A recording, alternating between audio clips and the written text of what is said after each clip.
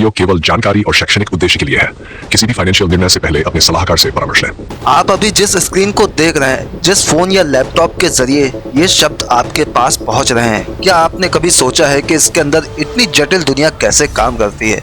एक ऐसी दुनिया जहां धूल का एक छोटा सा कण भी पूरे सिस्टम को बिगाड़ सकता है, जहां एक बाल के बराबर पतला सा रास्ता लाखों सिग्नल्स को चलाता है और जहां हजारों छोटे छोटे इलेक्ट्रॉनिक्स पार्ट्स मिलकर एक ऐसा दिमाग बनाते हैं जो आपकी उंगलियों के इशारे समझ लेता है।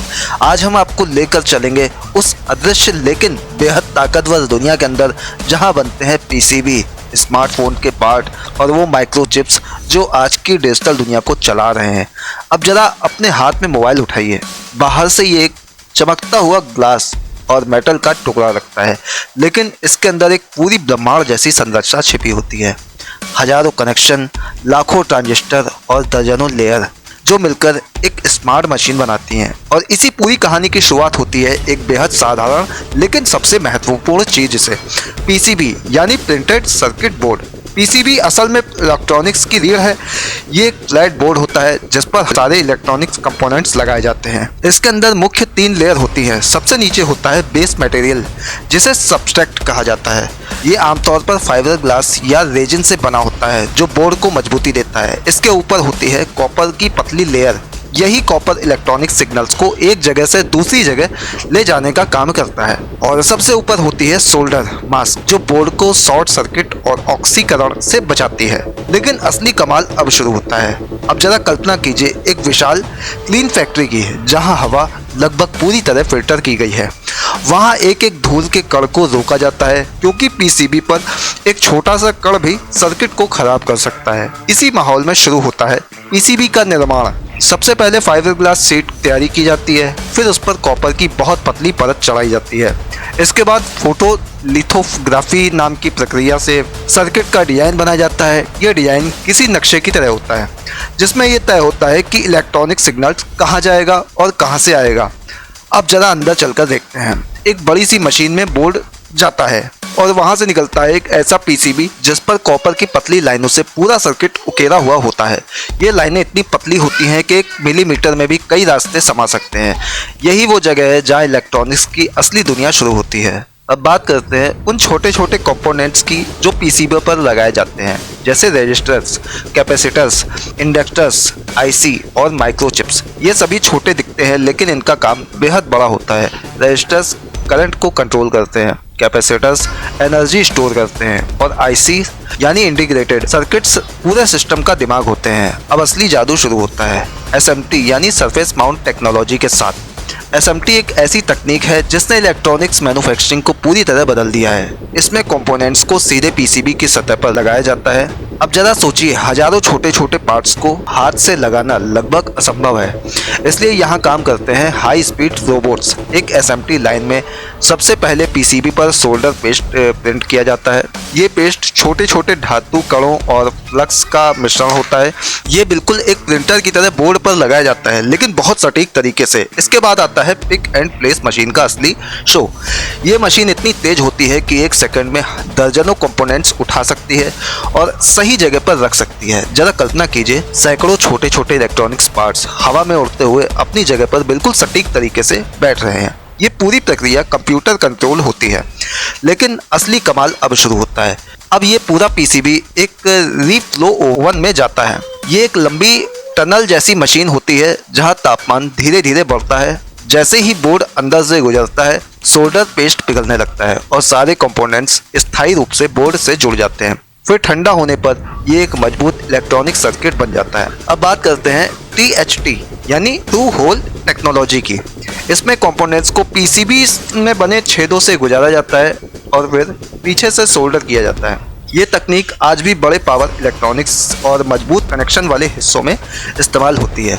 अब जरा सोचिए, एक छोटे से बोर्ड पर हजारों कनेक्शन, लाखों सोल्डर पॉइंट्स और सैकड़ों कंपोनेंट्स एक साथ काम कर रहे हैं। लेकिन ये सिर्फ शुरुआत है। अब आते हैं स्मार्टफोन मैन्युफैक्चरिंग के सबसे हाई टेक हिस्से पर। एक स्मार्टफोन के अंदर सिर्फ पीसीबी नहीं होती है, इसमें कैमरा, बैटरी, डिस्प्ले, सेंसर और प्रोसेसर जैसे कई यूनिट्स होती हैं। हर एक पार्ट्स अपनी अलग फैक्ट्री बनता है और फिर एक असेंबली लाइन में आकर जुड़ता है।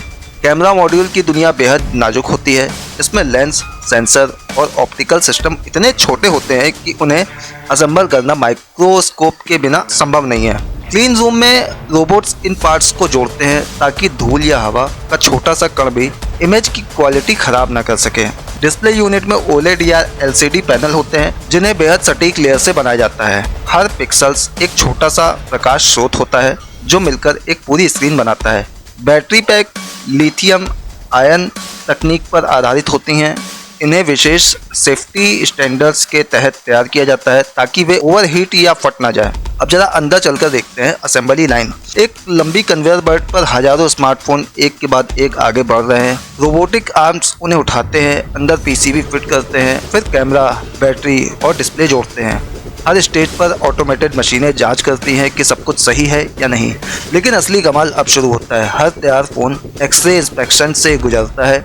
ये मशीन फ़ोन के अंदर देख सकती है कि शोल्डर जॉइंट सही है या नहीं। इसके बाद फंक्शनल टेस्टिंग होती है जिसमें कैमरा, टच, स्पीकर और सेंसर सब कुछ चेक किया जाता है। ये सब क्लीन रूम में होता है। क्लीन रूम वो जगह होती है जहां हवा को हजारों बार फिल्टर किया जाता है। कर्मचारी खास सूट पहनते हैं ताकि कोई धूल का कण भी अंदर ना रह जाए, क्योंकि माइक्रो लेवल पर एक छोटी सी गड़बड़ी भी पूरे डिवाइस को ख़राब कर सकती है। अब बात करते हैं OEM और ODM की। OEM यानी ओरिजिनल इक्विपमेंट मैन्युफैक्चरर वो कंपनी होती है जो असली प्रोडक्ट डिजाइन करती है।